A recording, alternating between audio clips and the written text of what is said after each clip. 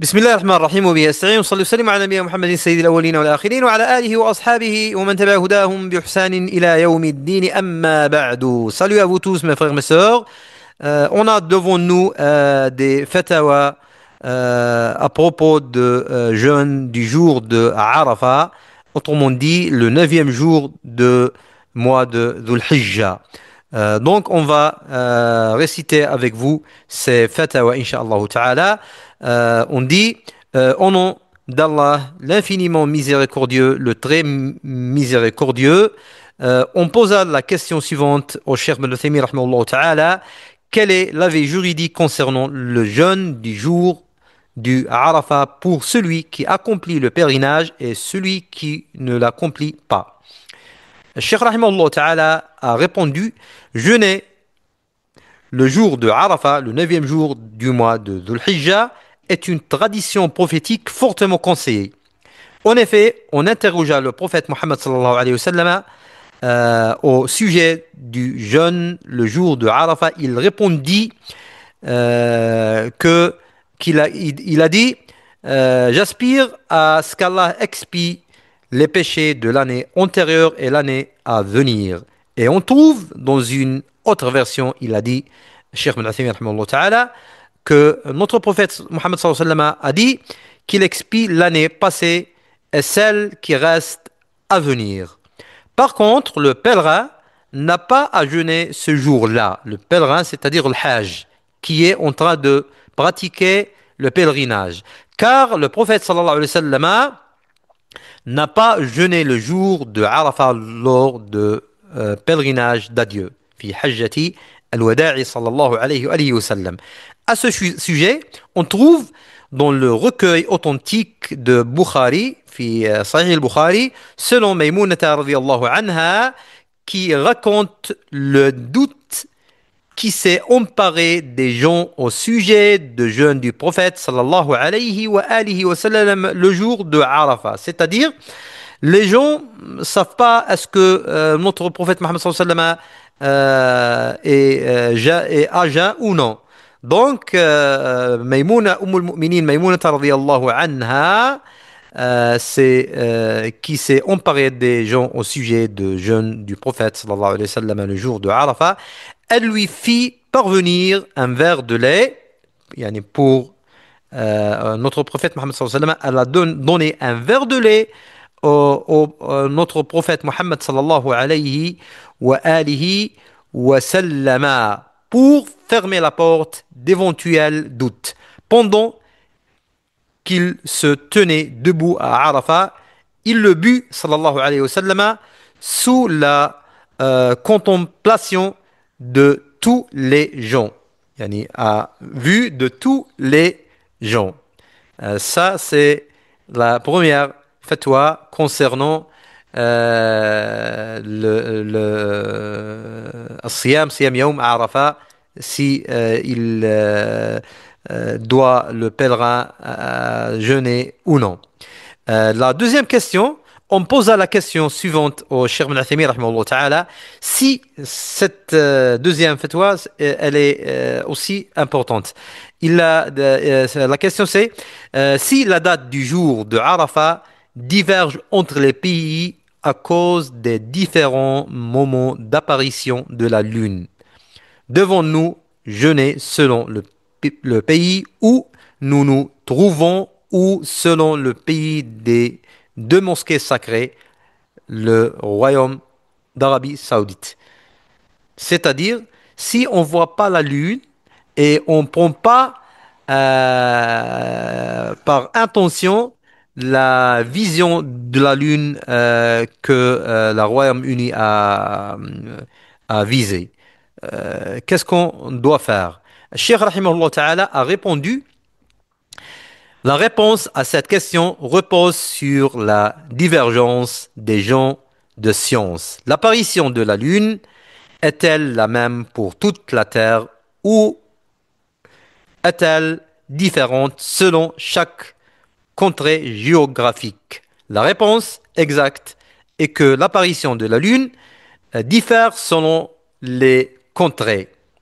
Ça, c'est la règle qui a pris Cheikh Ben Athaymin, rahimahullah ta'ala. Il a dit, ensuite, par exemple, si la lune est apparue à la Mecque, nous sommes alors arrivés au neuvième jour, tandis qu'elle a été vue un jour avant dans un autre pays. Alors ce jour qui correspondant à Arafat, pour nous, sera le 10e jour pour eux. Il l'a dit, il leur sera donc interdit de jeûner ce jour, car il correspond au jour de Al-Eid. De même, l'apparition de la lune a pris du retard à la Mecque. Ainsi, le neuvième jour à la Mecque correspondra au huitième jour dans l'autre pays. On dit en arabe, اختلاف المطالع. Et ça, c'est une méthode que notre savant ont pris euh, à base de قوله صلى الله عليه وسلم صوموا لرؤيتي وافطروا لرؤيتي. C'est parce que le début de mois chez le tariq al-hijri, comme on dit dans le hijri, c'est à base de la vision de la lune.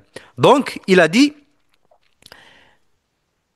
ils jeûneront donc le neuvième jour qui correspondra au 10e jour à la Mecque. Ceci est l'avis le plus sûr, car le prophète sallallahu alayhi wa sallam, regardez ici, il a dit, jeûnez lorsque vous voyez apparaître le croissant de lune et rompez le jeûne lorsque vous voyez l'apparaître le croissant de lune.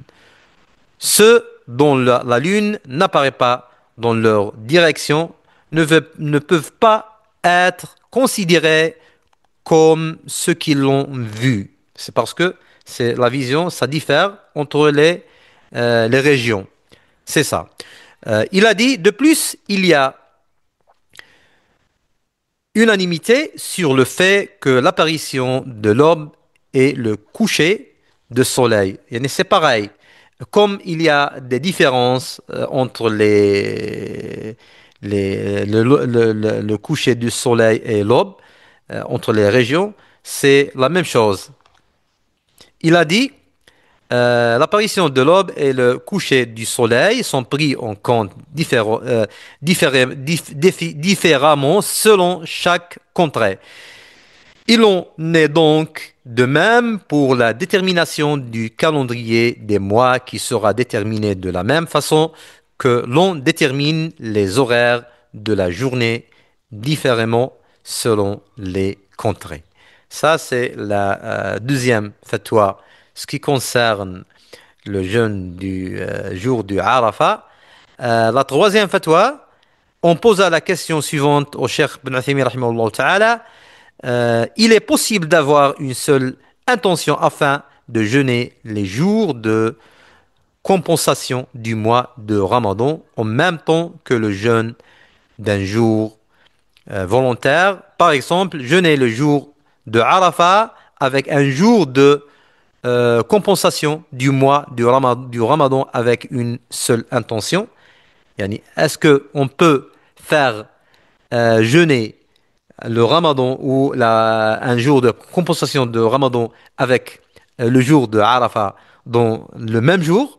Il a répondu, Cheikh Rahimallahu Ta'ala, si tu sous-entends par là le fait de jeûner le jour de Arafat en même temps qu'un jour de compensation, ou jeûner le jour de Ashura en même temps qu'un jour de compensation, signifiant par là jeûner le jour de compensation pendant le jour de Arafat ou pendant le jour de Ashura.